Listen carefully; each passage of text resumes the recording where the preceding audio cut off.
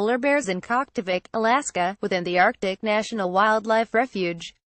The Trump administration and congressional Republicans are seeking to open the refuge to oil and gas exploration. Hane of the New York Times. The Trump administration and congressional Republicans in recent weeks have renewed the fight over opening part of an enormous wildlife refuge in northern Alaska to oil and gas exploration. The battle over the Arctic National Wildlife Refuge, which pits Republicans in Washington and much of the political and business establishment in Alaska against congressional Democrats and environmental and conservation groups, has been going on for decades. With Republicans holding both houses of Congress and the presidency, the prospects for opening the refuge, at least to studies of its oil and gas potential, are better than they have been in years. And a budget resolution introduced late last month, and supported by Senator Lisa Murkowski of Alaska, may help pave the way. "There seems to be a decent opportunity to get this done," said Thomas J. Pyle, president of the Institute for Energy Research, which promotes fossil fuels. Here's a look at what is happening and why, and what is at stake.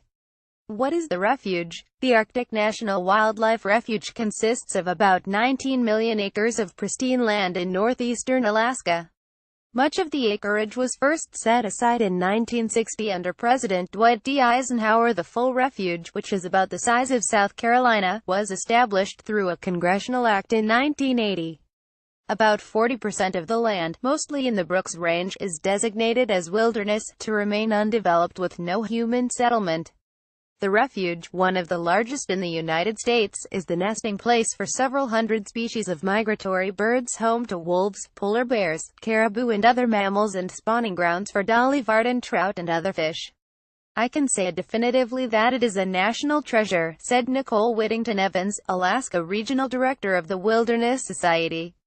There is private land within the refuge, including the Inupiat village of Kaktovik, a Gwich'in community. Arctic Village is just outside the refuge. Outdoor activities, including hunting, are allowed, but there are no roads or facilities except in Kaktovik. The Inupiat village of Kaktovik is private land, and the only part of the refuge that has roads. Outdoor activities such as hunting are allowed. Hane of the New York Times. When Congress established the refuge in 1980, it deferred action on the issue of whether oil and gas exploration should be allowed in part of it 1.5 million acres of coastal plain between the Brooks Range and the Beaufort Sea. This land came to be called the 1002 area, after the part of the act that refers to it, and it was thought likely to contain a lot of oil because it was not far from Prudhoe Bay and other parts of the North Slope where large oil fields had been discovered beginning in the 1960s. Arctic National Wildlife Refuge. But the 1002 area is also a critical habitat for much of the refuge's wildlife. Polar bears make dens there, and it is where most of the huge porcupine caribou herd, 200,000 animals in all, come in spring and early summer to calve and forage for food. The 1980 Act allowed for studies to determine the potential for oil and gas development in the 1002 area. In 1984 and 1985, a consortium of oil companies undertook seismic studies, in which special trucks thumped the ground and the reflected sound waves provided details about rock formations and potential oil and gas reserves in them. A 1998 assessment by the United States Geological Survey that relied in part on those seismic studies estimated that the 1002 area contained 4 billion to 12 billion barrels of recoverable oil. The North Slope currently produces about 180 million barrels a year. Republicans have long wanted to open the area to drilling, or at least to allow new seismic studies using improved technology to get a clearer picture of where the oil is. Environmental groups say that even studying the land in this way damages it. They say there are still signs of the 1980s seismic work on the landscape, and that the area is too important to wildlife and should remain protected. Many political leaders and business interests in Alaska favor opening the refuge. Producing more oil and gas would add to state revenues, which have fallen in recent years as North Slope oil production has declined and prices have fallen.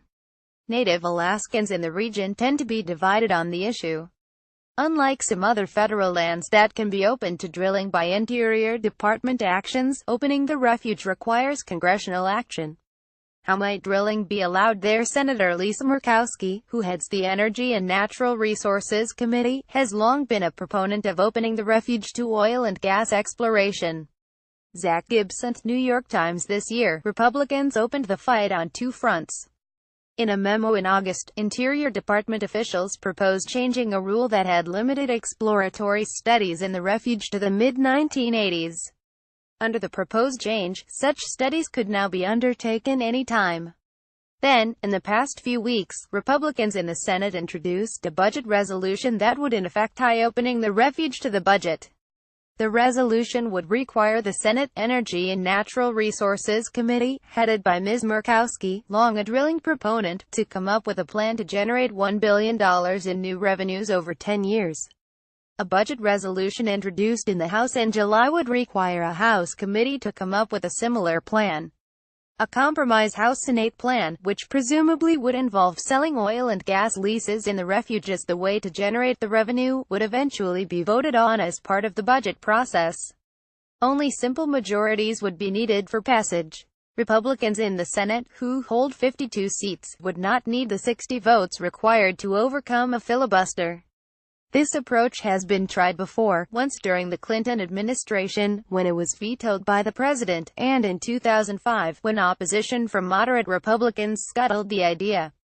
Senate Democrats immediately announced opposition to the budget move this time, but to block it they would need at least a few Republicans to join them.